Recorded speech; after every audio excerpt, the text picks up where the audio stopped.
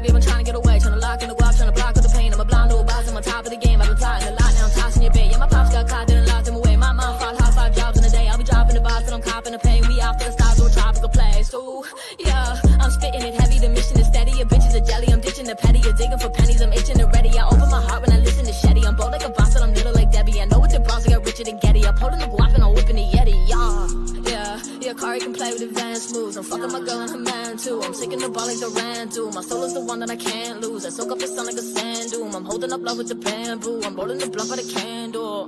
Taking the game, running it back without taking a drink. Yeah, I'm the one and I'm making a wave. Rolling the blunt and I'm blazing a J. I'm escaping the brain, go straight for the cake. I'ma take to the bank, not taking a break. I'm made for the race, I pray for the day. I wake with a bake in a great estate.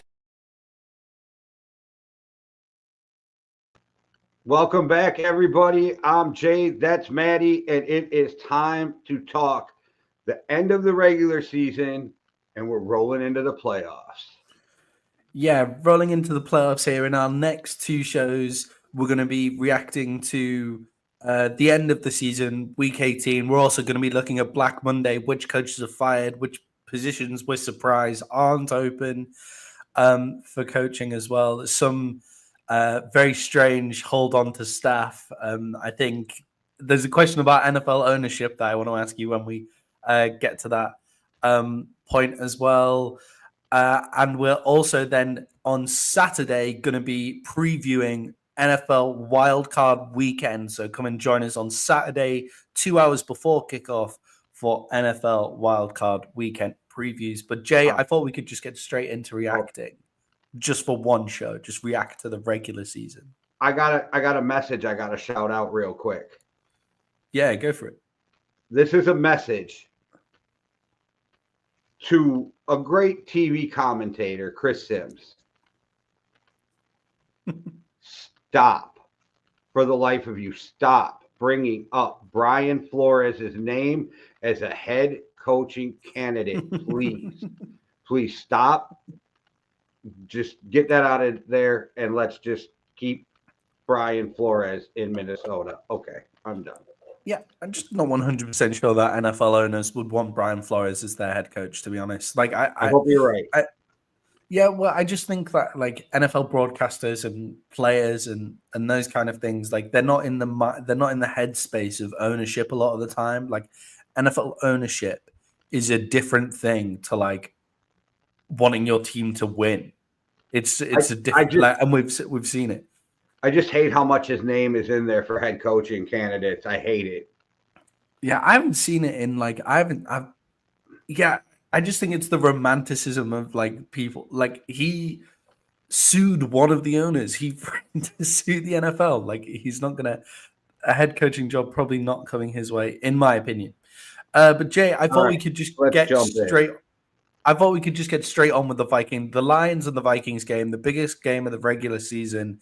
And I thought we could just get straight on with that, just rip the bandage off. But Lions versus Vikings, Jay, who was the main culprit for the Vikings' loss? Sam Darnold, 100%. 100%. Nobody else. The defense played good, kept him in the game. And then Sam Darnold kept overthrowing everybody, overthrew 2 touchdowns. Sam Darnold was awful. Yeah, it's Sam Darnold. And this is absolutely why you don't extend him. This is why you franchise tag him and trade him and move on to JJ. Yeah, I think we know that there's a limit to what Sam Darnold could do, but I think the limit is in a different way to players like Dak Prescott, right? So Dak Prescott just has a general limit of his ability, but game to game, Dak will give you the same level of performance. I would trust Dak in a Super Bowl. I don't trust Sam Darnold in the Super Bowl. Yeah, with Dak Prescott, you're getting that level of performance. Like, very rarely does Dak have a terrible game. His main problem is he can't step it up. Yeah, he just can't step it up. Whereas Sam Darnold is from not necessarily week to week, but like every 4 games, he has a terrible game again.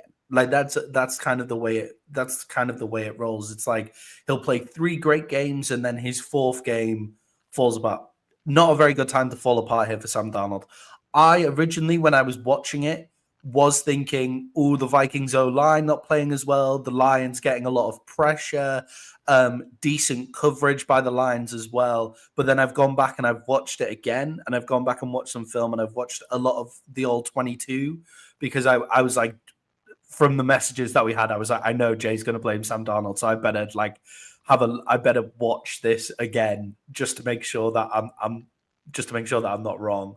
Or at least you have ammo to come back at me with, right? Like, yeah, exactly. And I just watched that and I was like, oh no, JJ's open on that play and he has time to throw it and he's not let go. Oh yeah, that's a touchdown that he's just completely missed. So I was just rewatching it again and I was like, yeah, that's on Sam Darnold. And I agree with you. I think if you want consistent good play, Sam Darnold isn't your guy. But if you're an organization that wants a spark, Sam Darnold is still good enough for you. If you want to know what should happen with Sam Darnold, stick around for our overreactions. Excellent. Yeah, stick around for the overreactions. So yeah, I know we're not taking him out and beating him with a hose, but you know. well, by the law of what I just said of like the up-down games, he'll probably have a decent game against the Rams again. So like, is this what we're talking? Are we talking about that right now? Because I think with them moving to Arizona, I think everything in that game just moved into the Vikings' favor. Yeah, I agree with you. I think we should leave that for the end, like talking about the update on the news of the Vikings move.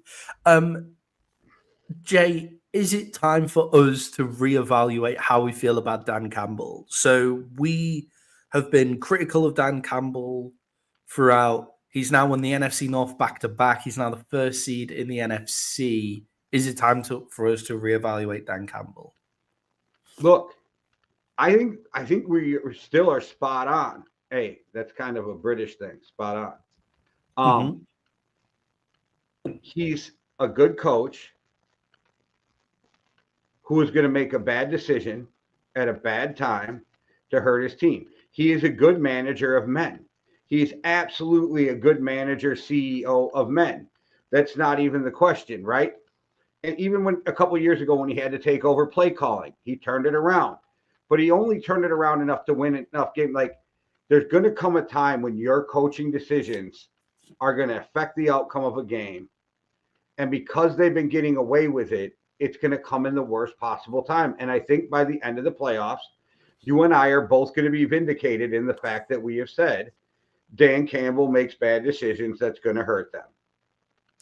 Yeah, I think with the way that Dan Campbell operates, I think maybe we overplayed the defensive injuries maybe a bit too much, like not like just us, like everyone, right? Because the way that Dan Campbell operates is if you're going onto a football field for him in his team, you will be going out there to bite kneecaps and all of that shit. Like, you will be ready to go crazy on the defensive side of the ball. You will be ready to play. Yeah. And that's how we've seen every single time that they've gone onto the field with this defense now.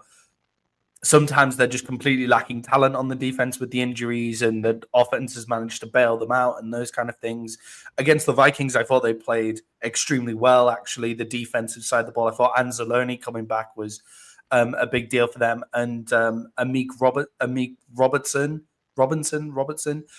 covering JJ was amazing. Like, JJ got away a few times and Sam Darnold missed him, but really, like, when you're covering JJ and you're the second string, third string corner, then you're doing a great job if you manage to keep him to those amount of yardage. So there's that. But I do still think that he will be the person that makes a mistake in the playoffs. And I do still think the reason that they're going into the playoffs with all of these injuries is his propensity to just play hard every single down rather than thinking of the whole regular season into the playoffs and stuff like that. However, I've never seen a team need a bye more. So them actually getting that bye was a big deal for them as well. And they feed off the crowd. Dan Campbell also feeds off the crowd and make sure his team feeds off the crowd. So being at home is a big deal for them in Detroit as well. So not reevaluate, but just make sure that we praise the good bits of Dan Campbell that we know exist and make sure everybody knows that we know these good bits of Dan Campbell exist, but still there's these questions. Jay, my question to you is then, after watching this game, will the Lions and the Vikings see each other in 2 weeks, as Dan Campbell said to Kevin O'Connell when they left the pitch? Is that how, or that would be NFC Championship game? No, it's the divisional game. It'll be either the divisional game or the NFC Championship game because of just obviously how other games work, right? So if Washington beat the Bucks, then you'll have to see them in the NFC Championship game. Do you think that you'll be seeing them in the playoffs again? No. No. How come? Because I think Sam Darnold's going to lose us this playoff game. Yeah, I think. I think after watching that game, right, after watching the way that the Lions played and watching the way that the Vikings came out in that big moment, I think it must be a worry for Vikings fans, right? Because the next game is a big moment against the team that has been there and done it. And look how many times in the first half the defense shut down the Lions and the Vikings still couldn't score. Yeah, few red zone stops there. All because Sam Darnold forgot how to throw an accurate pass. It is so weird. Went from super accurate to like couldn't complete a pass fucking that was 3 feet away from him. I agree with you. It is a worry. I'm still probably going to pick the Vikings over the Rams. I think. But then I think with the way that I've picked the other games, maybe they'll have to see each other in the NFC Championship game as well. But I think I no longer think that they're the two best teams in the NFC. I think there's a good chance that the Packers could end up beating the Eagles too. So yeah, I think there's a decent chance that the Packers could beat the Eagles. I think the Commanders versus the Bucks is a close game as well, and then the Vikings and the Rams as well. So, NFC Championship game, they'll probably have to meet, in my opinion. I no longer think that these are the two best teams in the NFC after watching the Vikings in that game, just because of Sam Darnold's up and down issues, and like I need that consistency as well. But that's only if the Eagles have Jalen Hurts healthy, and Jalen Hurts is still in concussion protocol as well. So you know who the winner of that game was JJ McCarthy. Yeah, definitely. And I think they love JJ McCarthy, don't they? So I'm sure we'll see JJ McCarthy next year. They're already trying to. The media's already trying to trade JJ. Yeah, I never got that. I never understood that. That was a strange. They were talking this week about the Vikings should teams are going to call to try to trade for Kevin O'Connell. It's like shut the fuck up. Exactly. Yeah, but you just say no. Like everybody sees the Vikings as this like really minor organization, I think, where you can just go into the Vikings and you can cherry pick their players and you can cherry pick their coaches and stuff like that. And I don't see that from the Vikings. I think the Vikings have an ownership that actually wants to win games. I think they've invested in the new stadium. Minneapolis is a big city. Like now, I don't get that. I don't get that from the Vikings. And they were voted the best organization 2 years in a row by the players in the NFLPA vote. Yeah, exactly. And if you're on that list, then I think your ownership is trying to win, not make money. Like a lot of the time, right? Well, yeah, the Wolves are scumbag businessmen, but they're rich scumbag businessmen, so they don't need the money. Yeah, it's a philanthropy project, the Vikings, for them, rather than a money making project like some of the teams. Let's be real, they're oligarchs. It's a dick wagging contest, and they want to win. I love that Americans have started using the term oligarchs for their super rich. It's just true. Like I'm a big fan. The Brits need to start doing that as well. The Parliament called Elon Musk an oligarch today. Have you seen that? We won't talk about this. I just want to know if you've seen that Elon Musk has been beefing with the UK government No, but I see he's been beefing with the Trump supporters here, so you know. He's been like he's been really going for the UK government recently. We'll talk about it off air. We're not a politics podcast. All right. Jay, I want to have a look at the Cowboys versus the Commanders now. What surprised me the most about this game was that the Commanders actually won it with Marcus Mariota back there. And it just makes me ask about the whole entire Commanders organization. How much can the Commanders take from all of these come from behind wins? Like, I feel like I don't know. As they were driving down there with Marcus Mariota, I was like, oh my God, they're going to come from behind again, just like when Jaden Daniels does it all the way through the season. I think they're well coached. They're just on the defense. They're lacking talent, right? So that's it. I think, but they're a very well coached team, and I think that it really shows with the Commanders that they picked the right head coach. Ben Johnson is an offensive wizard, but none of us know yet if he can coach a team as a head coach. None of us know how he is on, like, Dan Campbell is a motivator, the leader of men. Nobody knows if he can do it or not. So I'm not sure that would have even been the best hire. I think they might have landed the best guy for the job.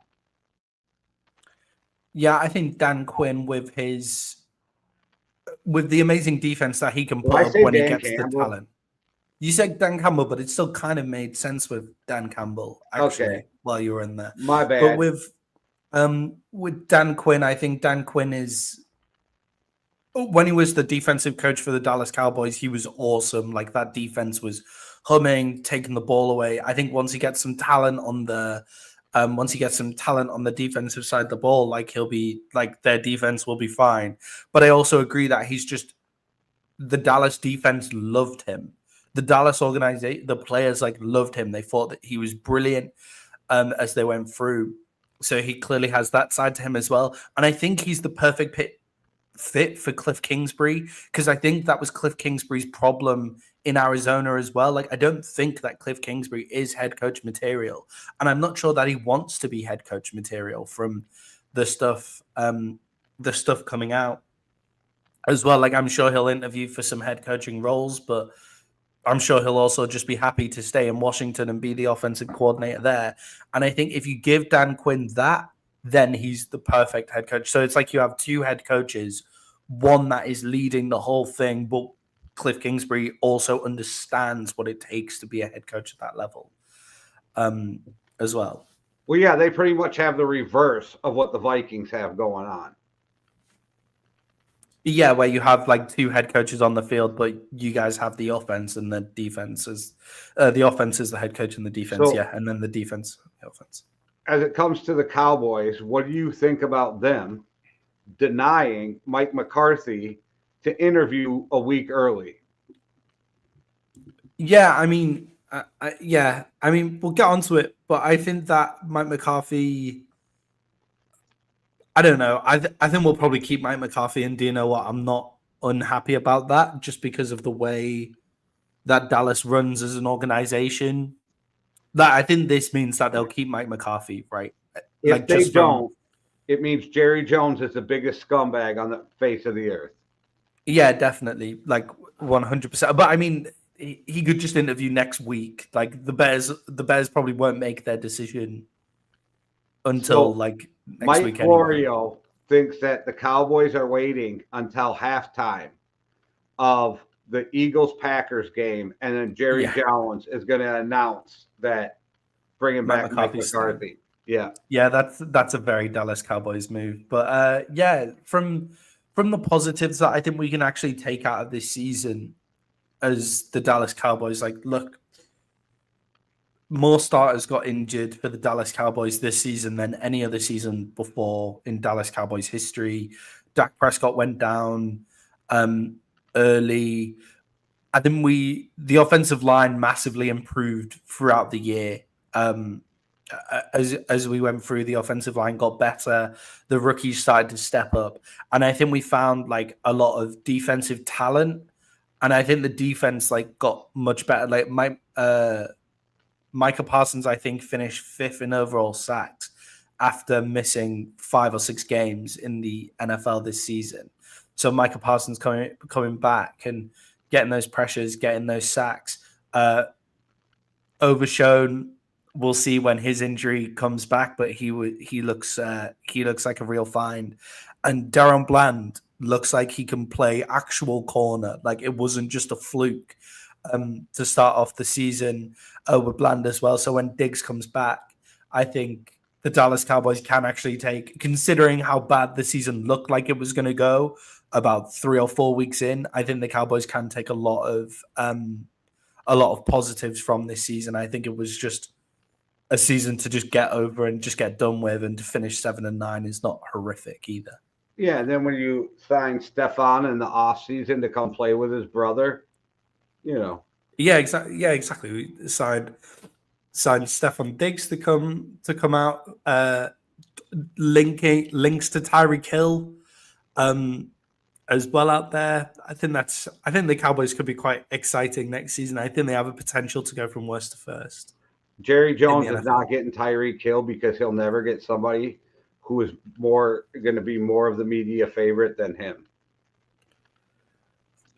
Yeah, that's fair enough. Well, I mean, I don't know. He's had players like that. He just doesn't like them anymore. So like Terrell Owens, Michael Irving, like those guys at the wide receiver, I think he doesn't mind that. Jerry, just get out of the fucking way. I think you can see the big non-positive for the Dallas Cowboys this season is that Jerry Jones is clearly the problem in Dallas.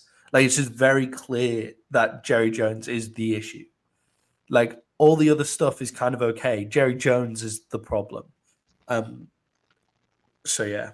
Even Mike Zimmer looked like he was okay towards the end of the season. I'm sure if they keep Mike McCarthy, they're going to keep Mike Zimmer, which we'll see how that goes into next year.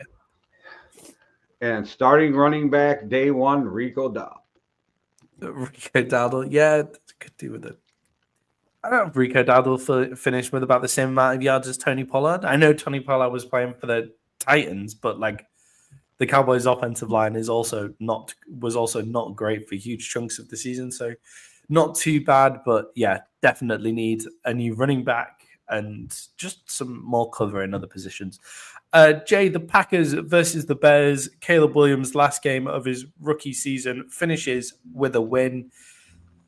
Jay, did it make sense for the Packers to play this game this hard? They lose Christian Watson to an ACL tear from playing him through an injury-prone wide receiver. They lose him due to an ACL tear, and Jordan Love is on the injury list still going into their playoff game. Yes, because seeding was still on the line, and you didn't know how it was going to pan out, right? And you win this game, and the Commanders lose. I'd rather go to Tampa and play than go to Philly. Yeah, I agree with you. I just saw a few people online saying, well, the Commanders were never going to lose to the Cowboys, so why did you do that? And it was like, well, until legitimately the last minute of the game, the Green Bay Packers were going to Tampa.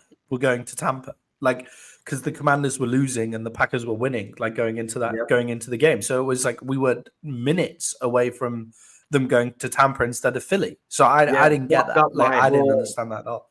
That whole weekend fucked up my whole plan for the playoffs.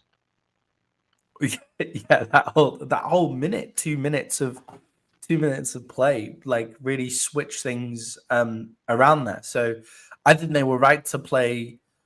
I think they were right to play hard. I think Christian Watson is just, unfortunately, Christian Watson is an injury-prone wide receiver. The worst is those non-contacts. I knew it was bad when he went down. It was non-contact. Yeah, there's also not much that you can do about non-contact injuries in terms of resting players, right? Like you can not play them and then they're not going to have a non-contact injury. But a lot of the time, those non-contact injuries can be kind of a ticking time bomb. And if they were going out, if they weren't playing in the playoffs, then yeah, he would have rested until next season and it wouldn't have gone off. But it probably would have just gone off in the playoffs. with the way that, and with his injury, like he seems injury prone, like Christian Watson, like he's had a lot of injuries. So, how much of a miss is he for them going into the playoffs, Christian Watson? I don't think it's that big of a miss because he's not their number one.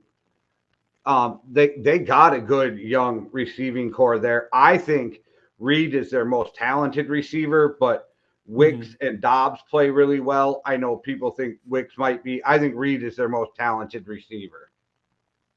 Yeah, I think Christian Watson is their down the field threat, right? Like he's their threat down the field. So you miss out on that.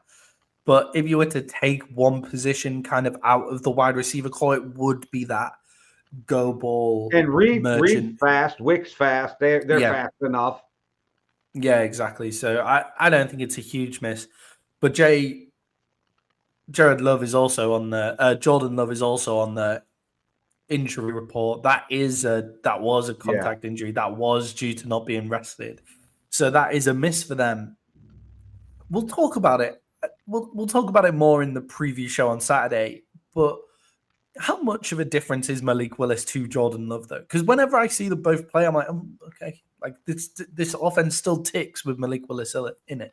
I'm just guessing because I don't know Malik Willis's contract, but I'm guessing about $47 to $50 million. That's the difference. Yeah. Is Malik Willis?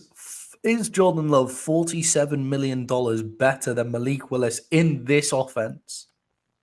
No. Yeah, I agree with you. I don't. Yeah, but there's a lot of talent there with Jordan Love. It's can you get him to stop doing some of the dumb shit? He doesn't. His mechanics aren't great. He doesn't marry his feet to his eyes. You know what I mean? Where it's even with Aaron Rodgers, who could throw up his back foot. If you watched Rodgers in his prime, even when he jumped, he would turn his hips and make sure his feet were aligned. Yeah, definitely. I'm not, and I'm not saying trade Jordan Love and carry on with Malik Willis. I think that would be insane because Jordan Love is better than Malik Willis, and you just pay quarterbacks that money. Like that's just how expensive quarterbacks are. If Malik Willis turns out good, you would have to pay him that money as well. So that's just how expensive. The question is, if the Packers had to do it all over again, would they give him that contract?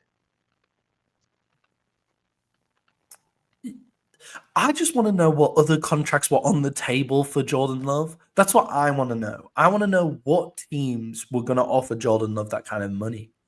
Like, I don't think there was many. I think somebody would have known because it's a quarterback needy league, and he had 8 spectacular games, and yes, definitely. I think for the longevity of the Green Bay Packers as an organization, Jordan Love getting that contract will prove to be a good thing for them because I think that Jordan Love does have potential. Still, this is only his second season as a starter in the NFL. Like he's still going forward. He's still good. But going into these playoffs, how much of a miss is he compared to Malik Willis? Like they probably just have to take 10% of the playbook out. And what makes they would normally have.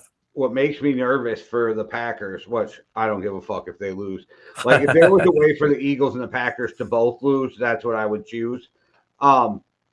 He looked defeated in his press conferences this week. He did not look like a quarterback that's ready to go into a playoff game. Yeah, I agree. I did watch some of his press conferences and just think, like, you're not playing this week, are you? Like, that's the vibe that it gave to me. Like, I was watching that and I was just like, I didn't even think about that. Like, that looks like a guy who's not playing. That looks like a guy who knows his injury is going to keep him from playing this week. So I'm interested. I'm interested to see how Malik Willis can step in because as he's played, he's stepped in well, like throughout the year, and he looked good against the Bears as well. Jay, does that win give hope for the Bears' job? Because the Bears' job, like all of a sudden, now that Mike McCarthy's been linked to it, by the way, the Bears' job is an amazing job again. Like all the media have decided, oh, the Bears job a better job than the Dallas Cowboys because Caleb Williams has the potential and we just know where Dak's ceiling is. Jerry Jones is an awful owner to be head coach, and that it's all of a sudden this Bears job is amazing compared to the Dallas Cowboys job, which is, to me, insane. But does this win give the Bears job hope? Because I thought Caleb played decently in a balanced offense. Actually, the more I think about it, this is a pretty good job in the sense that there is two major things you can do to turn this fucking franchise around. One, bring in a guy who's going to change the culture. You need to change culture. But two, just fix the offense and defensive line. Spend every fucking draft pick and every resource you have on fixing the offense and defensive line, and you'll be a lot better of a team. A lot better. I have changed my mind on who they should bring in, and I am now, because my thought is you need to change the culture. Bring in Pete Carroll. Bring in Pete Carroll. Bring him in. I don't know whether, bring him in. Yeah, I don't know whether 70-year-old Pete Carroll is the guy that But that's the best thing. He changes the culture. He's there for 3 to 5 years, and then you can move on. And he changed that whole culture, so now you're set. And then you get a Ben Johnson character, whoever the Ben Johnson is in 3 years' time. Yeah, if Ben Johnson comes in, he's got a shit show. He's got to fix. And I think Ben Johnson is a terrible hire. Huh? Yeah, I think Ben Johnson would be a terrible hire for them because, like, I think you do need, as the Chicago Bears, I think you need a head coach who has been a head coach before. Like, just the city of Chicago, a very political city, super politically charged, loads of talk radio, one of the biggest markets in America. Like, you need someone who can take that and work with it and has been part of it before. And I think Pete Carroll fits that. Pete Carroll, even though he's a defensive-minded guy, had a great relationship with Russell Wilson. Yeah, and I can't decide whether this is shade towards Caleb Williams or not, but Caleb Williams and Russell Wilson are not unsimilar. Like, they're pretty similar style of QBs. Like, if you just look at it, like, that's a compliment towards Caleb Williams 5 years ago, and now you can't decide if it's a compliment now. But what I mean is when, like, 5 years ago, Seahawks Russ, are quite similar.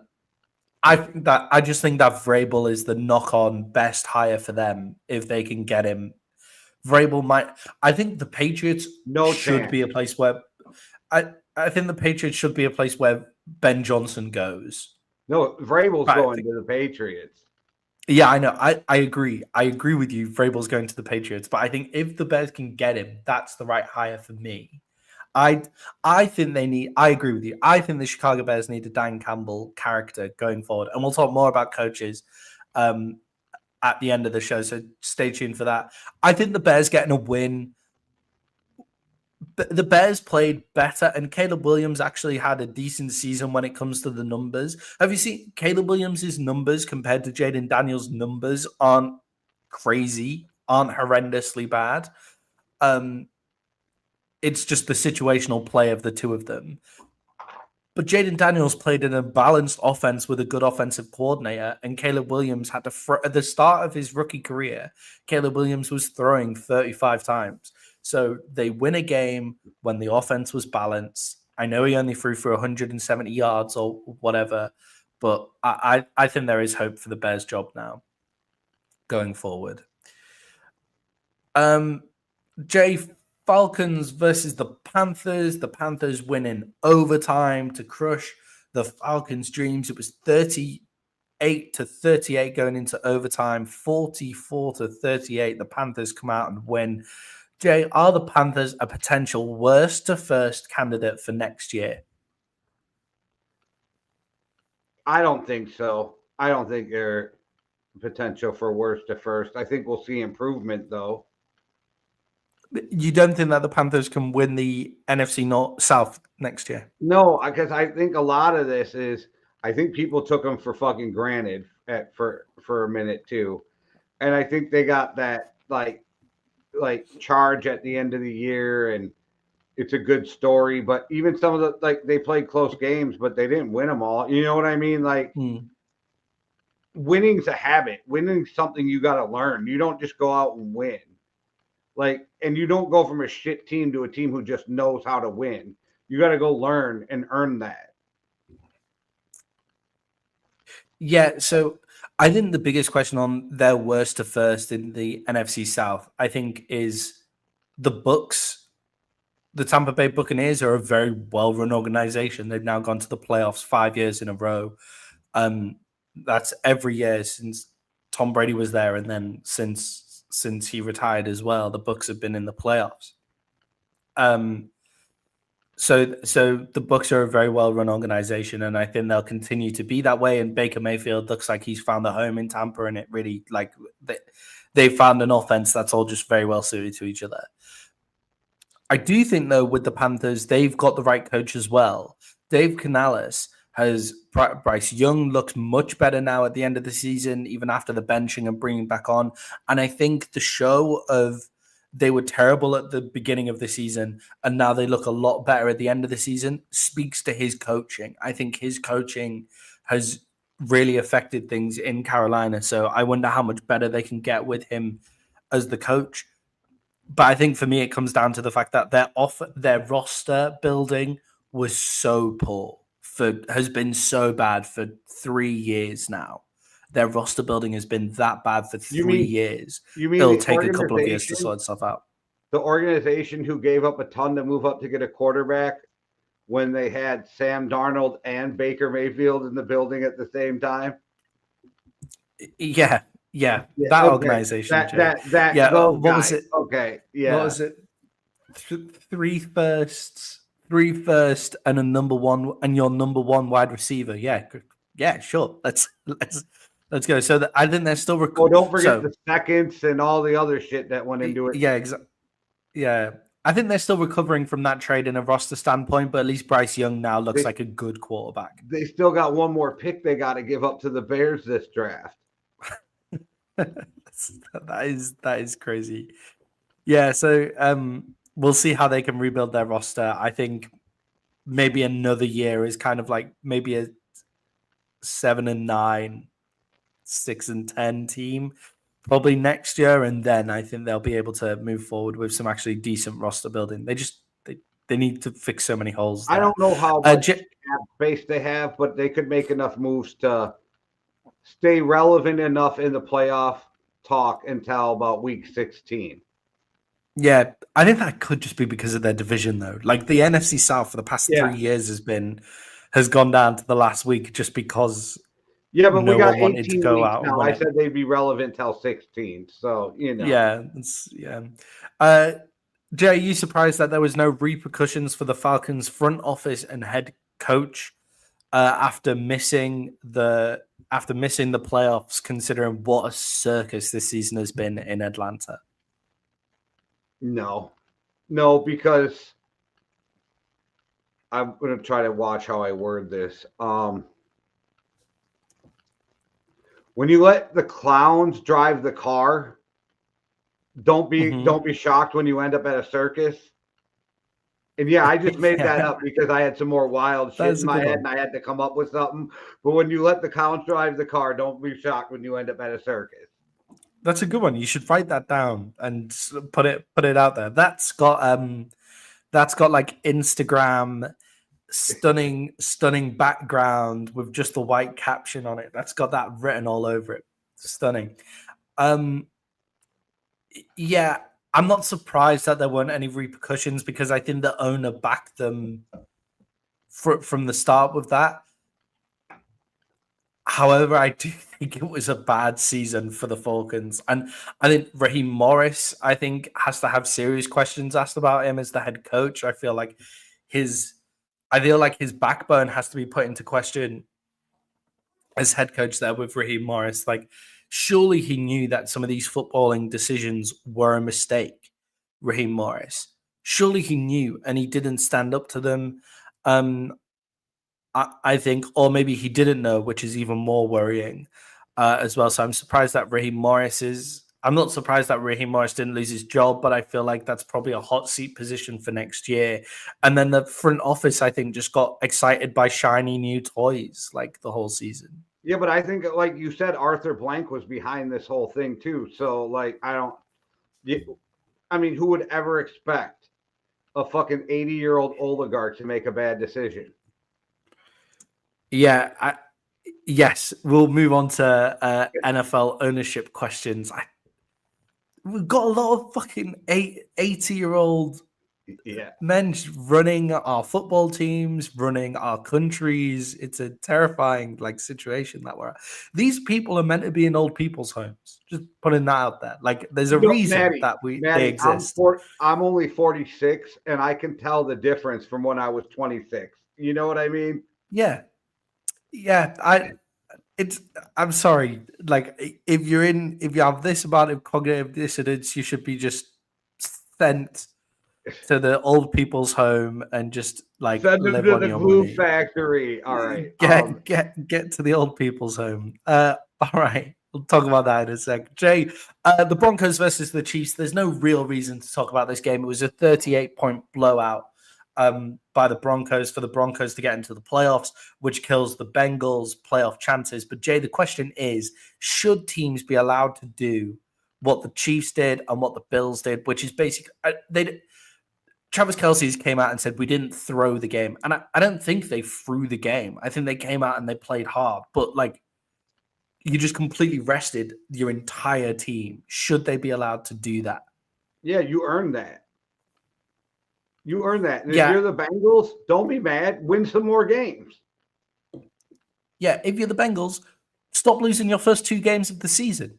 Yeah, this year I think they lost their question? first 4, didn't they?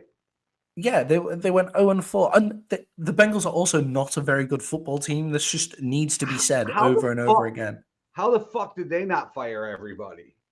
Yeah, definitely. We'll definitely get to them in a second. Okay. I understand why the Bengals fans are upset that the Chiefs did this. I get it, but I don't. I understand why they're upset. You shouldn't be, because if you were in the same position, you'd rest your players as well. And it is unfortunate and all of that kind of stuff that the Bengals didn't play tight. But let's just remember, the Broncos were within a field goal of beating the Chiefs earlier in the season as well. They were a blocked field goal away from beating the Chiefs. And then the Broncos just came out and did what they had to do. Bo Nix had a great game. I know it was against the Chiefs backups, but they came out and did what they had to do, which is something that the Bengals weren't able to do earlier on in the season. It's crazy to me. Part of my issue with people crying about this kind of shit is it's professional football. It is a multi-billion-dollar business where everybody is getting paid and every coach is looking for every little inch you can push the rule book, every little tweak you can get around something. This is literally not a game of inches. This is a game of centimeters. I just don't get how people don't understand. When they're like, oh, it's not sportsman to run up the score. Shut the fuck up. This is not Little League football. This is not your Pop Warner League. This is professional football. And if the Bengals wanted to be in the playoffs, they should have won more games. Yeah. The Bengals lost against, at the start of the season, the Bengals lost against the Bears. Oh, no, that's preseason. They lost against the Patriots, first game of the season. Yeah, see? Beat the Patriots. Yeah, there you go. If you beat the Patriots, you're in. That's hire a coach who'll get you ready to play the first games of the season. It's ridiculous with the Bengals. Beat the Patriots and then you're in. That's where they're at as the Bengals organization. So don't be hurt about it. Don't be upset. Going forward. And now it is unfortunate for the Bengals how the Broncos just needed to beat the second tier Chiefs to get in. That is bad luck on the scheduling. But the Broncos were a blocked field goal away from making it anyway, from beating the Chiefs earlier in the season. And the Bengals are only there because of the weird punt turnover rule against Dallas as well. So like 2 kicks changed their season as well. So let's all calm down, Bengals fans. You would have got smoked when you got to the when you got there anyway. Jay, and finally, I just want to talk about the Jets and the Dolphins, because this was actually one of the more competitive games, I thought, where both teams looked like they actually were playing for something, and the Jets come away with the win. Classic Jets. Jay, is Aaron Rodgers going to stay in New York? If they hire Rex Ryan, yes.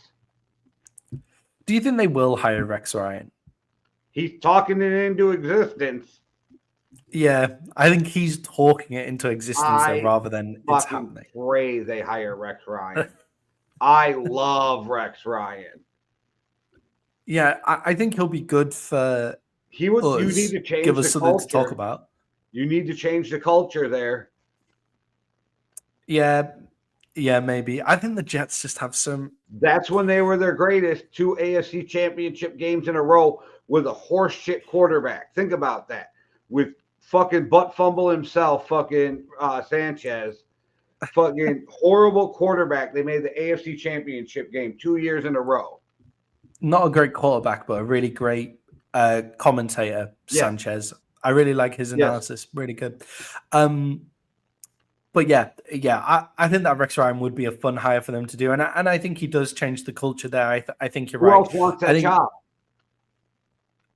Well, I'm surprised that Pete Carroll isn't more linked to this one. If you think of the experience, like potential diva, star quarterback. Yeah, because Ben Johnson's young defense. Young defense, like need a change of culture. I think that this team kind of has Pete Carroll written on it is what I'm looking at there as well. But we'll see. I'm sure the Jets will hire like the Arizona Cardinals defensive coordinator or something like that. That's who they'll end up. You think Pete Carroll can handle being dragged by the New York media? Yeah, definitely. I think he's been dragged by the media. Real media, because he was hiding in Washington. Yeah, I get that, but I think he gets asked tough questions by the media. He just needs to be aware that it'll be heightened, right? Because he has had national media coverage as well. Like national media coverage will go after him. Yeah, but they like go when you're the number 1 team, they're dragging him. Like, you know what I mean? Yeah, I think if they go 0-4, then he'll be losing his job at the end of the season anyway. So I think Jets fans want Rex Ryan. Yeah, I just think you've got to be careful listening to your fan base to make football decisions, but it would be very Jets to do that. Look, I don't necessarily hate the Rex Ryan hire, but I think that Aaron Rodgers will be in New York next year. I think he likes the media coverage. I think if Aaron Rodgers is there next year, I think they'll trade Garrett Wilson, which becomes a really interesting storyline, because I think Garrett Wilson is sick of playing second fiddle to Devontae Adams is how it looks. And if Aaron Rodgers is there, then Devontae Adams is going to be his number 1 guy there as well. So we'll see. Jay, is Mike McDaniel's seat getting hotter and hotter? He didn't win a game. Didn't win a game without Tua Tagovailoa this season. With Tyler Huntley, who is a good enough quarterback, and they played against some teams that they should have beaten with Tyler Huntley. Yeah, it's got to be, right? It's got to be. Like, and he is he's such a weird dude, which has to make it even harder. Like, if you watch interviews with him, he doesn't make sense all the time. He does some weird rambling shit. Him on Pat McAfee was like the most awkward hour of whatever he was on. It was entertaining as fuck, don't get me wrong. And you could tell he's super smart, but he doesn't always communicate the greatest, which makes it really weird. So I think that, and another losing season, yeah, I think you know, because there's this old saying in the NFL, the guy who gets the job is the one you want to have a beer with. Yeah. And you don't think many NFL owners would want to have a beer with a guy like Mike McDaniels? He's weird. Like, he's strange. And so maybe he seems like a really good dude, though. So if you can get past that. But I also think that, we are now questioning his offensive genius. Yeah, definitely. It's because in those games without Tua, it's not that like if you're playing with your backup quarterback, you're expected to lose, right? Like that makes sense. Like that's fine. But it's the lack of offensive creativity, the lack of offensive production in those games without Tua that I think is the thing that nails Mike McDaniels, because I'm like, what's going on here? Like, you're meant to be this offensive genius. You have Tyreek Hill out there. You have Jalen Waddle out there. You've got Tyler Huntley, who is Tyler Huntley got the Baltimore Ravens to the playoffs like a few seasons ago. Like, he is a weapon in his own right. You can create something really interesting here, and it just didn't seem interesting at all. And then I know I'm biased because Devin Achan was in my fantasy team, but that game against the Browns where he just refused to put Devin Achan in the second half just blew my mind. I was like, he's been your best player all year. I never got that. So, yeah.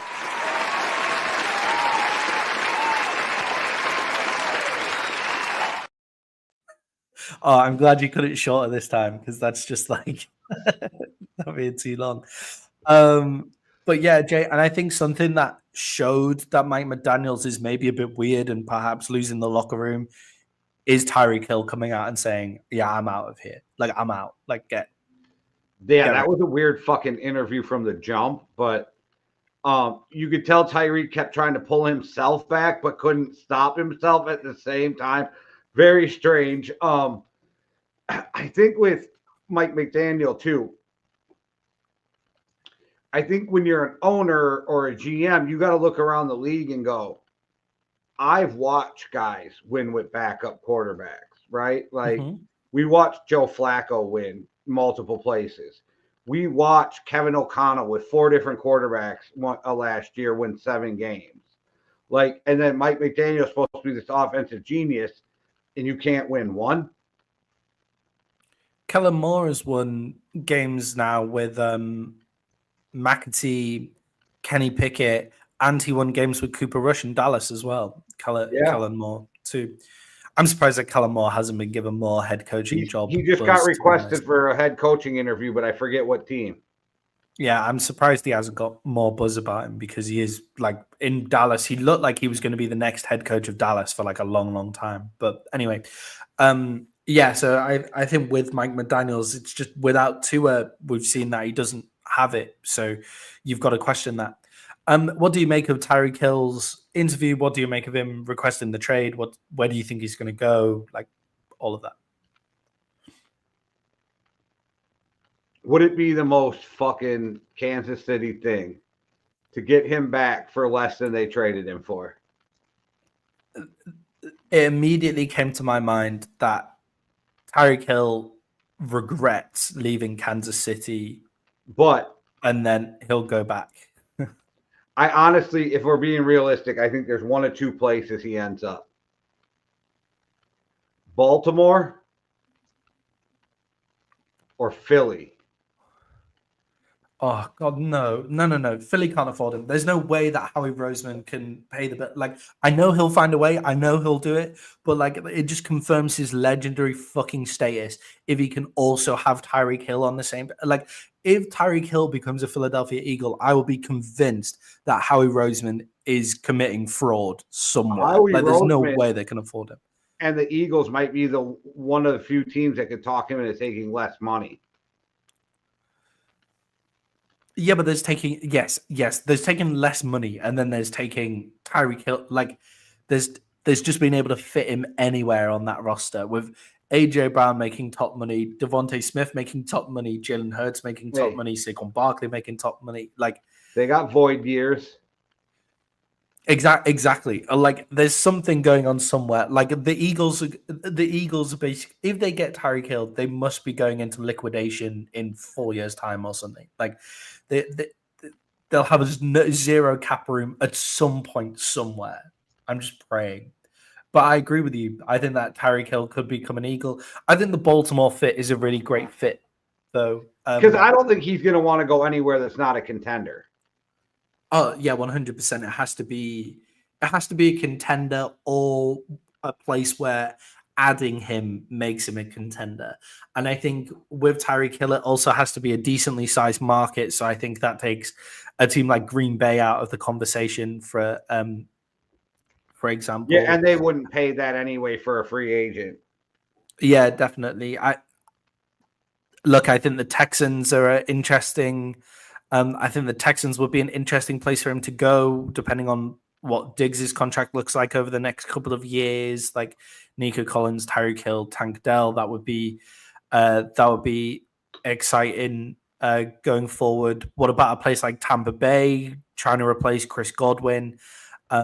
Those kind of places, if he wants to stay in Florida near his 20 children that he's had in his time in Miami, as well.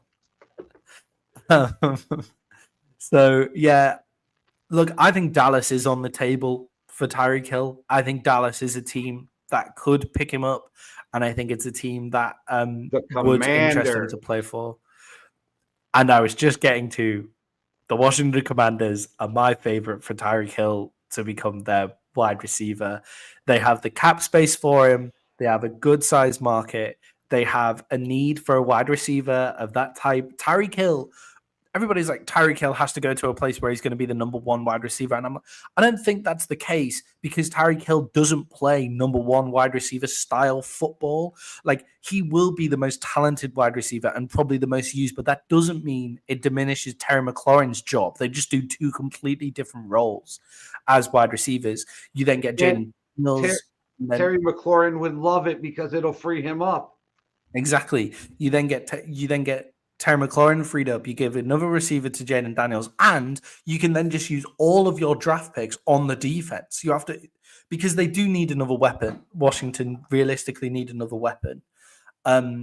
So you can just draft defense the whole time, which is the big improvement spot that they need. And Dan Quinn is a great person to identify the talent to get him there. And imagine what Cliff Kingsbury can do with Tyreek Hill, Jaden Daniels, and Terry McLaurin on the same team. So, I think the Washington Commanders become favorite for the job, but I think there's a lot of places that are very exciting for Tyreek Hill to go.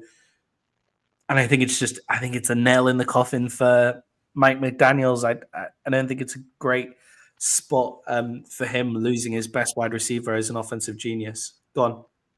The fucking Commanders are the third in the NFL most, with $103 million in cap space. Exactly. They could make that. They could make Tyreek Hill a great deal and grab a free agent defensive monster and go into the draft. Yeah. Oh my gosh. Yeah, like the Commanders are fucking for real next year. Yeah, definitely. I agree. The Commanders are going to be for real because they've got a good GM and a great coaching staff. Like, there's a lot of teams that have that same like amount of money, but they don't have the coaching in place to make the most of it. So, the Commanders are amazing, and give me them getting Tyreek Hill. Jay, that is the end of our reactions to Week 18 and just a close to the regular season as a whole. But Jay, let's finish off with the regular season with our Week 18 overreactions. Jay, what is your first overreaction? The Patriots made a mockery of the Rooney Rule by interviewing Brian Leftwich and Pep Hamilton. Yeah, the Patriots with the Rooney Rule have been interesting, right? Because clearly the Rooney Rule doesn't apply if your heir apparent is a black coach. Like, just by the way, but just because they didn't interview anybody else for the job other than Gerard Mayo, when the Rooney Rule says you have to interview a certain amount of minority coaches, but because they hired a minority coach, does that mean they don't have to interview two minority coaches? I don't know. And they might have interviewed people without it being all public knowledge too, you know? Yeah, definitely. And it has to be two minority coaches that are not in your building. Yeah, right. Okay. They must have done it, but I just think, like, if they knew it was Gerard Mayo and he's a minority coach, maybe they didn't have to. But with this, they know they're going for Mike Vrabel. The reason that they sacked Gerard Mayo is because Mike Vrabel is still available. Like, I don't think if Mike Vrabel was still available, Gerard Mayo would necessarily have lost his job, because this seems like a big move for the Patriots. It seems like a quick move for the Patriots. So they know they're going for Mike Vrabel. That's the only guy that they want. So let's see if they get him. And I agree with you. They just play fast and loose with the Rooney Rule. I think them and Vrabel already agreed to this before they fired Gerard Mayo. Yeah, definitely. I'm interested by the Rooney Rule. It's something we should probably talk about on a separate show in terms of whether the Rooney Rule is now something that should still be required, because we have a lot of minority coaches in the league. I still think it should be, because I just think it produces equity. Like, it doesn't produce equality, it produces equity. Because you can't trust old white rich people. Exactly. Because of the ownership problems that there are in the NFL, you have to still have these rules in place, right? Jay, mine is also to do with the Patriots, but it's more of a positive than that. Jay, the Patriots have 2 starting caliber quarterbacks, with John Milton III playing a great game against the Bills and already getting a lot of trade buzz. They can get some extra draft picks from John Milton III after that game against the Bills. Yeah, but it's going to be low draft picks, but anything helps when you're rebuilding. Yeah, definitely. And I think with the positions that they need to rebuild, I think the low draft picks definitely help. But I also think that John Milton III played a great game. Or just keep the fucking kid so you have a decent backup. Yeah, yes. If I was them, I would cash in on that. Like, you know, when we were talking about, doesn't it depend what you get offered, right? Like, isn't that what the determining factor is, right? Because if somebody's like, I'll give you a 5th, is that really worth it to you, or is a backup quarterback worth more than a 5th to you? Yeah, I think when we were talking about what some of the benefits of resting players, we didn't say that, it gives a nice shopping window to some of your bench players that you can then get trade picks for. And John Milton III was awesome in that game. Like, I thought he was. I know it was against the Bills' second string and all of that kind of stuff, but the Patriots' first string is not good. So I think that he played a great game, and I just want to give the guy a shout out. Great game. You might find your way into a starting position. Like, John Milton might find his way into a starting position next season in the NFL, just with the way that the quarterback market is at the moment. Yeah, and picks are important, how you maneuver it. Just like the Vikings activated Danny Dimes to their active roster. Yeah. Not because they want him for the playoffs, because when he walks, they can get a compensatory pick for him now. Yeah. Yeah, definitely. And Danny Dimes, like, I think might genuinely be a good, if you do tag and trade Sam Darnold, I think that Danny Dimes might not be a terrible backup to have if JJ McCarthy. Well, I think that's their backup. I think that's their backup if Daniel Jones doesn't get a starting job. Yeah, if Daniel Jones wants to take backup money and is happy with the backup position and all of that kind of stuff, right? I think it's actually a good idea for Daniel Jones to take that job, KOC, learn under KOC, stay out of the limelight for a little bit. And if JJ, like, you're behind a rookie, like, you never know how a rookie quarterback season is going to go. You're behind a rookie who's coming off an injury. So I think that's a good place for him. It's the school of Kevin O'Connell lately, right? With quarterbacks. Yeah, definitely. If I'm Daniel Jones's agent, I'm saying stay in Minnesota. Like, take less play. He made enough fucking money off the New York Giants playing like shit, where he can sit in the backup position for the Minnesota Vikings. And I think for him, just staying out of the limelight, because the job that you're gonna get now is not going to be a good one for you either. And if you have another bad season, then you're probably out of the NFL. Right. So I think it's good for him to stay out the limelight for a little bit. But yeah, I think the Patriots have now 2 starting caliber quarterbacks. I really like John Milton III. See what they can get for him. 4th round pick, maybe. Jay, what's your second overreaction? All right. It's more of a what should happen. Okay, go on. The Vikings should franchise and trade Sam Darnold and a 2026 second-round pick to the Giants for Malik Neighbors and Sexy Dexy. Do you think you get that much? They're already saying trade Sam Darnold. Yeah, everybody's saying that they should give up a third for one of that 3rd overall pick for one of the Vikings quarterbacks. So if you're going to give up that 3rd overall pick, keep that. And we'll even throw in a second. Give us Malik Neighbors. Give us Sexy Dexy. draft a new wide receiver with that third to go with your shiny new quarterback. Have a good day. It'll Yeah, never and happen. That's why it it's an never happened. overreaction. Yeah. I think maybe if you get Sexy Dexy for that, like if you don't include Malik Neighbors is their rookie of the year, like I doubt like you'll get Malik Neighbors out of New York, but if you can get Dexter Lawrence for Sam Darnold and a pick from the Giants as well, then that's a really great move for the Vikings. Yeah, we're sending them a second in 2026 and Sam Darnold. You're sending us Sexy Dexy and Malik Neighbors. We'll call it good. Oh, Sexy Dexy doesn't even want to be there anymore by a lot of reports as well. So No, you get and that out he of the wants to be locker room paid too. again too. So that's why I say we're helping you out. Yeah, definitely. Jay, my overreaction number 2 is that the NFC East will be the strongest division in football next year. The Philadelphia Eagles are going to remain to be great, which is frustrating. The Washington Commanders, with their cap money, their draft picks that they've got, and their organization at the moment is going to be great. And the Dallas Cowboys, fully healthy, all their players back, and maybe Jerry Jones will not be a cheap fuck in free agency this year. I think that the Dallas Cowboys will be back to winning ways next year. We'll see an NFC North style progression in the NFC East.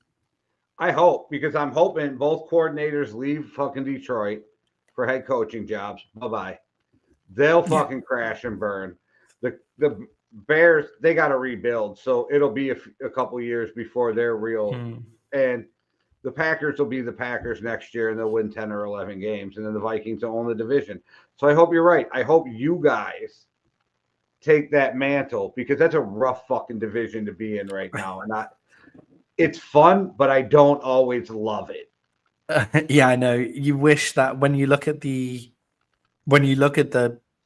Patriots for their dynasty and you look at the Chiefs for most of their dynasty, although there's 3 teams from the AFC West in the playoffs now. But you look at the Chiefs for most of their dynasty, it is very important to be able to wrap up the division early because everybody else is not very good going forward. So, yeah, I think the NFC is going to be great next year, though, with three double-digit win teams. Jay, what is your overreaction number 3? If the Ravens do not win the Super Bowl, it's time to move on from John Harbaugh. I've got that somewhere. Oh, that's in the show notes for next week. Is it? That's in the show notes for next week. For Saturday, sorry, that question. Yeah, that's great. I'm glad that we're thinking on the same wavelength for that one. Yeah, I think we're with Harbaugh, and I think the same can be said for Mike Tomlin as well. Hey, if the Steelers lose and get walked again, it's not bad on Tomlin. It's the same with Kyle Shanahan, where it's like, do you know what? Like, I don't even think maybe we just need a new watch voice. your mouth. That's Mike Tomlin. Like, yeah, maybe we just need. There's some organizations out there that I think might just need a new voice. Like, they need a new voice. They need to, and it's not. And the coaches need a new. And both of those guys will get hired. If either of them were let go, both of them will get hired in a heartbeat. Yeah, definitely. So I think the same with Shanahan in San Francisco. Like, maybe it's just time for a new voice. Yeah, I agree with you. Did you see that Zay Flowers is out, ruled out for the Steelers game? I saw you message the group chat. Yeah, so Zay Flowers is out for the Steelers game as well, which not a good look on Harbaugh there. But that was the injury that happened in the first half. So you can be a bit nicer on that one, but he still continued to play all of his players even after that in the second half. So yeah, I agree with you on that one. Jay, for me, third overreaction and final overreaction of the regular season in week 18, the Cardinals will win the NFC West next year. Their game against the 49ers, that's an overreaction. That's an overreaction. I think their offense is 1 or 2 pieces away. I still think Kyler Murray is top 10 quarterback in terms of talent. I think LA is better next year than they are this year. So that's kind of where. Yeah, that requires LA Well, it requires the Cardinals to be quite a lot better, and it requires LA to not be much better, and it requires San Francisco to still be not great, and it requires Seattle to not progress too much as well. So yeah, big overreaction there. But I love the Cardinals this year. So we'll see if they get those pieces and make their team better. All right, Jay. Finally, in this show and our final show, reacting to the end of the regular season before we can start going properly into playoff football mode. Jay, we're going to react to some Black Monday coaching questions. And basically, I've asked who's like, was the NFL right to fire these people, and which coaching jobs are you surprised are still not open? But Jay, the first thing I want to ask is this ownership question: are owners, due to their age and due to their money and the fact that the NFL has become owning sports teams has never been a good way to make money. Like, it's always been a philanthropy thing, but we've seen it happening in the Premier League recently, and now we see it happening in the NFL, where you can just make crazy amounts of money. Are NFL owners, due to their age, now not wanting to fire coaches because they have to pay them that severance pay package, because they're obviously going to make loads and loads of money and they don't want to pay two coaches at the same time? Yeah, because coaching money is fully guaranteed. Yeah, and do we have to think of some changes in the NFL ownership structure so it's not just about making money and they can give the best product for the fans and for everyone out there? That'll never happen. I don't know. I think it just harms the product, right? I think the NFL have become so successful because they get rid of anything that harms the product. And I think having terrible teams harms the product overall. The NFL makes so much money, and it's the largest sport that they don't give a fuck. The money is all that matters to some of these guys are only in it for the money. Yeah, I agree with you. I think with ownership, in an ideal world, there should be things like an age limit on where you can be the owner GM. Like, I don't like be the owner. Jerry Jones, be the owner of the Dallas Cowboys. That's fine. That's okay. But I think Jerry Jones, at however old he is now, 80, whatever, being the owner GM at that age, I think is crazy. I agree with you, but I almost think I think that would actually be illegal here. Oh no, it's illegal everywhere. I just okay, like ageism. I don't think you can do that. Like, yeah. But I think it's something that needs to be brought in. So the reason that is illegal, right? The reason that is illegal is because people weren't living as long. Like, so people weren't living as long, and now we live in a society where people live much longer, right? And they can stay alive even when their brain isn't totally with it anymore. And now we need to re-look at the way that the world works. Let's start with politicians before we go to the NFL. I know. Well, this is my issue, Jay. I think it might just be a reaction to me in the political system here. What's always frustrated me, and it frustrates a lot of people in the UK, and voices aren't heard, right, is in the Brexit vote. The Brexit vote in 2016, I just turned 18, so I was legally allowed to vote in Brexit. But I had classmates sat in politics classrooms who were 17 years old and 9 months, right, that weren't allowed to vote. But 80-year-old Doreen, who is going to die 2 weeks later and not have to face the consequences of the EU, is allowed to vote, right? Like, what's that about? Like, so... Poor Doreen, fuck. I'm not saying that she shouldn't be allowed to vote. I'm just saying that if you're going to allow them to vote, you need to lower voting age. Well, she died 2 days. She died 2 weeks later and didn't have to do anything with the EU. So anyway, so I think it's a reaction from me to that situation. But I don't think that you should be allowed to stay in a job if you don't have the cognitive ability to do that job. And I think a lot of owner GMs in the NFL do not have the cognitive ability to do the job anymore. R.I.P. Doreen. All right. Yeah, sorry, Doreen. Jim Irsay looks like he's a weekend at Bernie's. Like, how is he still the GM for the Colts? Do you realize that dude's in a band who still plays live gigs? Right. Yeah. Great. That when you have when you're a billionaire, you can do whatever the fuck you want and still be terrible at it. Like that's fine. Like, but he looks like he's at Weekend at Bernie's and is the GM for the Indianapolis Colts.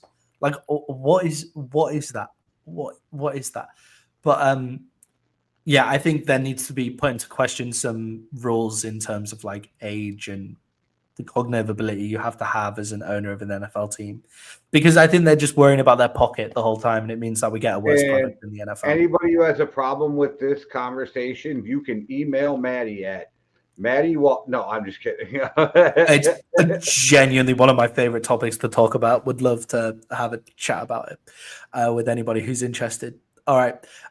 Sorry, everybody. I just needed a rant about NFL ownership. But Jay, were the Patriots right to fire Jared Mayo?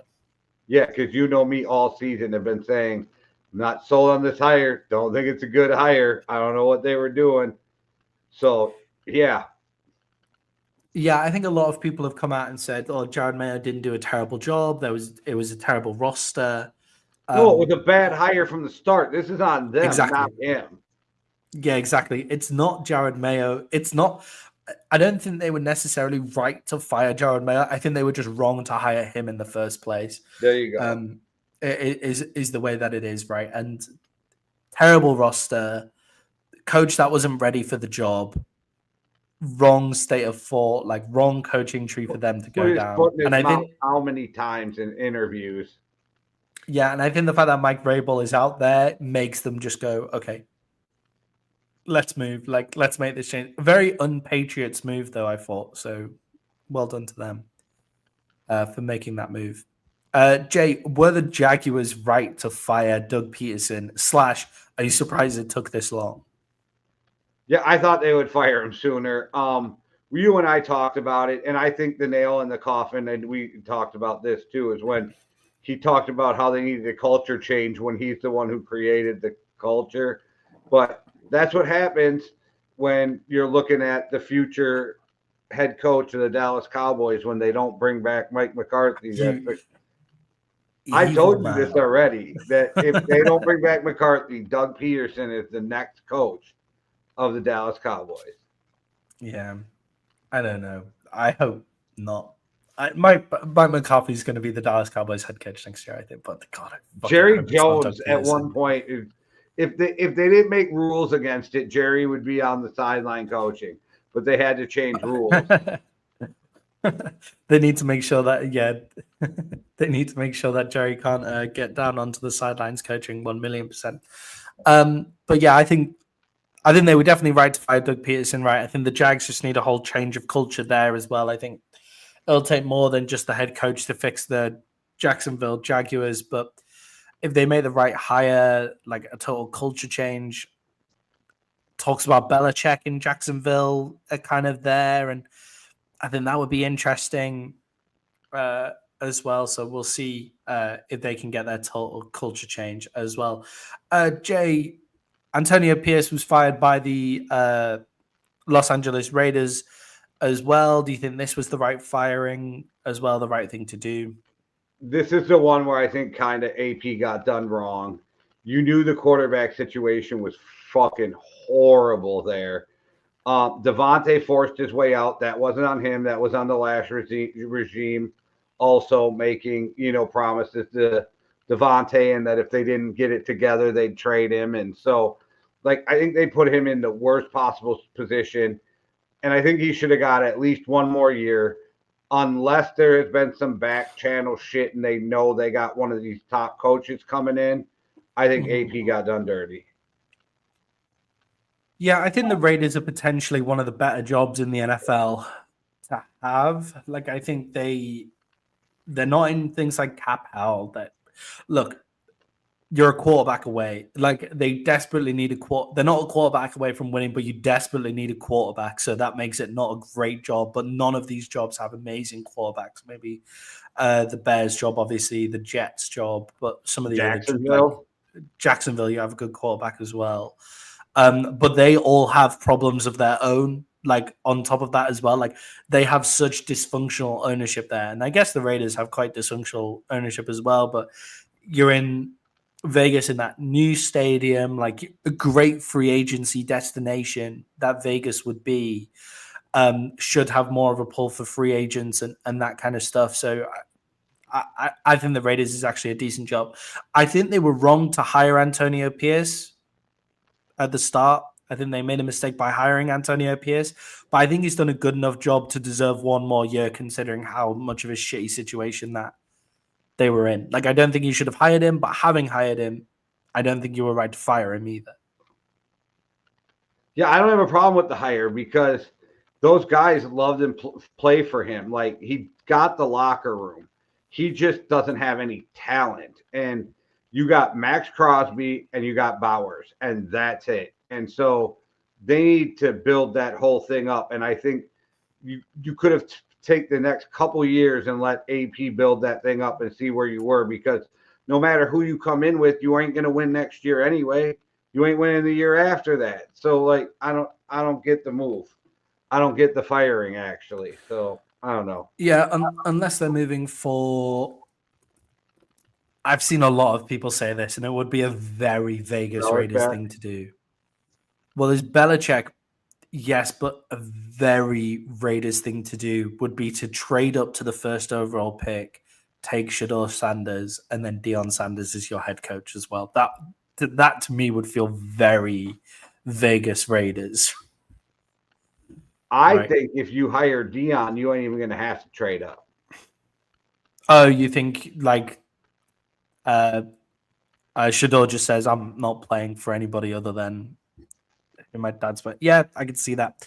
I could definitely see that going forward as well. All right, Jay, we were going to talk about Mike McCarthy, but we've kind of already spoken about Mike McCarthy quite a lot as well. I've realized how much I like Mike McCarthy. I've realized just how much I like Mike McCarthy as a head coach now that other people are betting on him to become someone else's head coach. Now the Bears because the Bears and the Saints want him, you're like, hey. Yeah, I still would have preferred Sean Payton at the time that they hired Mike McCarthy and Sean Payton was out there. I would have preferred Sean Payton at the time. But now with the coaching options that are on the table and the way that the Dallas Cowboys operation works, Mike McCarthy should be the head coach of the Dallas Cowboys next year. Do you think he will be? Do you think like the Cowboys job or the Bears job is more enticing to him? I think he should be, unless Jerry Jones is the world's biggest scumbag. I don't know. I mean, the only way that the Bears is a better job is if he thinks he wants to go and stick it to the Packers for what happened years ago, and I just don't see him being in that. No, place, I don't think he's. I don't think he's that guy. The Bears' job is it's a guess. It's a guess, but after dealing with Jerry Jones, maybe he just doesn't want to be in Dallas anymore. So that's what I was thinking. I was like, okay, we can blame Jerry Jones for not letting him in, but maybe Jerry Jones is coming out there and offering Mike McCarthy contracts, and Mike McCarthy doesn't want them. Like, maybe that's it. Like, maybe he wants to go to the Bears, and I think he would be a good hire for the Bears. Like, experienced coach, can build a culture, gets a lot of wins, has seen some of the best quarterbacks do it. Is a good quarterback coach for Caleb Williams. And the Dallas Cowboys, they've already spent their money. This is the Dallas Cowboys organization. That, like, what you've got now is the Dallas Cowboys organization. So do you think you can take this current team and this current roster? There's not a lot that you can do to improve it. There's a few free agency moves you can make with things like Voyagers. There's obviously the draft picks coming up. Do you think you can take this Dallas Cowboys roster to a Super Bowl? Because if the answer is no, then maybe the Chicago Bears, who have a lot of cap room, a lot more draft capital and stuff like that, a rookie quarterback who we don't know how great he's going to be, and you can mold him, and maybe the Chicago Bears job is better. But on the Dallas Cowboys, you have better offensive weapons, a known established quarterback, you have a much better defense, and you have a great recruiting and drafting team. Like, they are great in the draft, the Dallas Cowboys, for the past few years as well, but you have to deal with a shit owner in either situation for totally different reasons. So I think it would be a good hire for the Bears, but I think he'll stay a Dallas Cowboy going forward. And Hope he does. Jay, which coach were you the most surprised kept their job?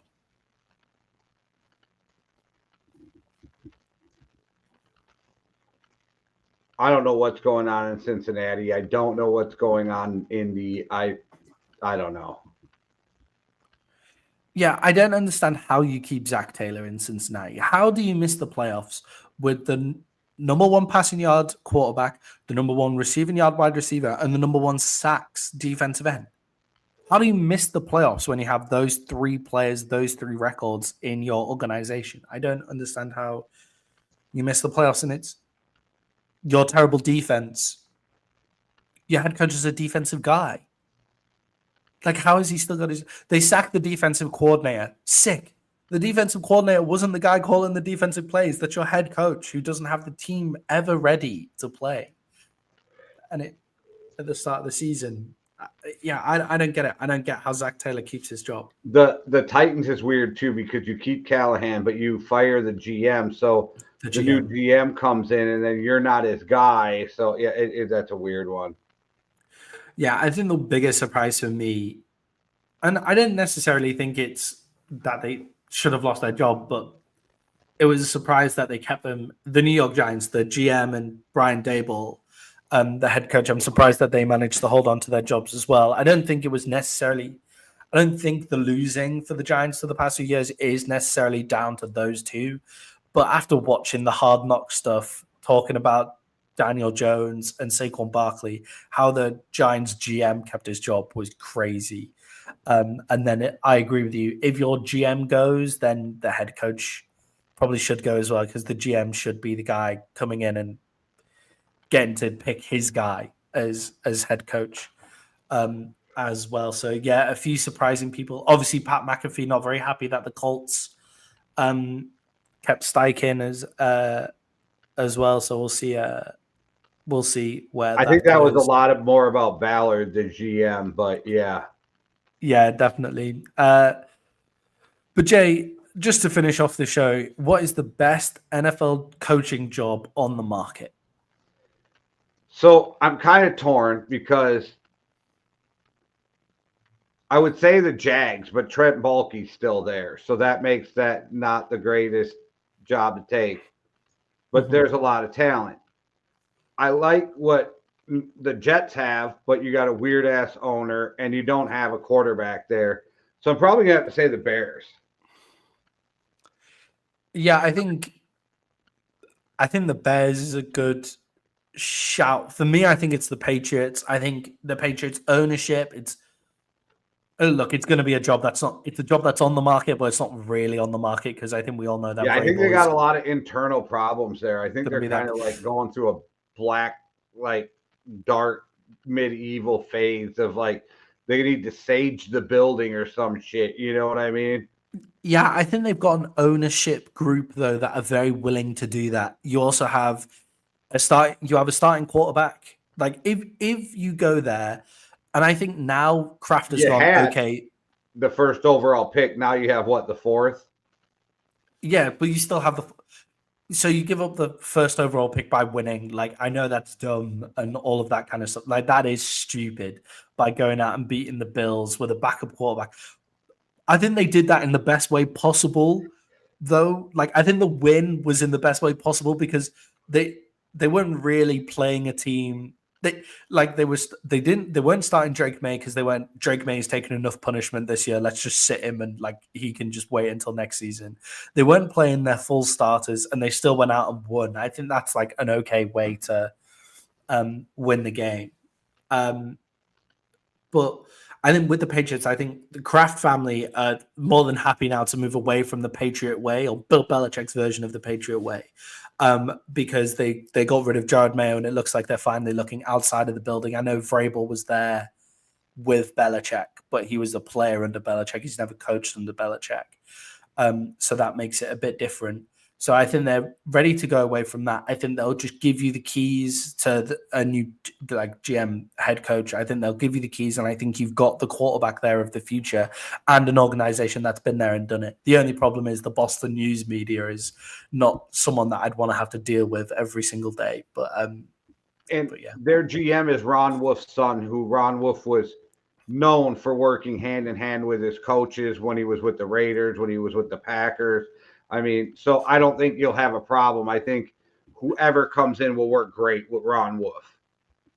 Yeah, I think there's a couple of good jobs out there. There's not standout good jobs like there was last year. So like the Chargers is probably one of the best head coaching situations to ever come out into the NFL, like to ever be created for a new coach and stuff like that. The Chargers are such an awesome opportunity, and I doubt we'll see that again, apart from when the Cincinnati I might job be a eventually homer, but becomes I think available. when Kevin O'Connell took over the Vikings, that was a better situation. Yeah. J.J. Thielen, Kirk Cousins, Yes. So Dalvin Cook. So I was gonna say the quarterback situation, like having Justin Herbert there, but then like how good is Justin Herbert and all of that kind of stuff. But you do have the weapons. Like there's a couple of McCarthy walked yeah. into a pretty good fucking situation too. Yeah, McCarthy walked. Yeah, but that's in Dallas. Like you have to deal with Jerry Jones, so that takes that away. Like that just ruins any head coaching job until maybe Matt LaFleur coming into Green Bay, like that kind of thing with Aaron Rodgers still. But there. I got what you were saying. I was just being but the Chargers, I think the Chargers job we're not going to see that again. So when you look at the jobs that are out there, I think there's a few decent jobs in the Bears, the Patriots. I think the Raiders is a decent job. Jacksonville is such a dysfunctional organization for such a long time that I just think there's other problems. Well, it's Trent Baalke that's the problem. So yeah definitely. And the Khan, what's his name? He owns Tottenham. Yeah, as well. Hamid Khan. It's Sajid Khan or something like that. Anyway, before we just start naming every Arabic name out there, then maybe we should move on from that. Shad Khan. There you go. There you go, Shad Khan. All right. Okay, Jay, that is the end of our shows for the regular season. On Saturday, we move into our post-season shows. On Saturday, we're going to predict every game of the wildcard weekend. We're going to do kind of like our playoff bracket predictions as well, where we make our brackets for the whole NFL playoffs. And we're going to give you the best betting lines of each. We're going to pick the betting lines for each game. So come join us on Saturday, 2 hours before kickoff. All right, everybody. Thanks for watching. Hit that like and subscribe. Go check out all the other shows on the channel. You will not be disappointed. We'll see you Saturday. One world, one love. Deuces. Cheerio.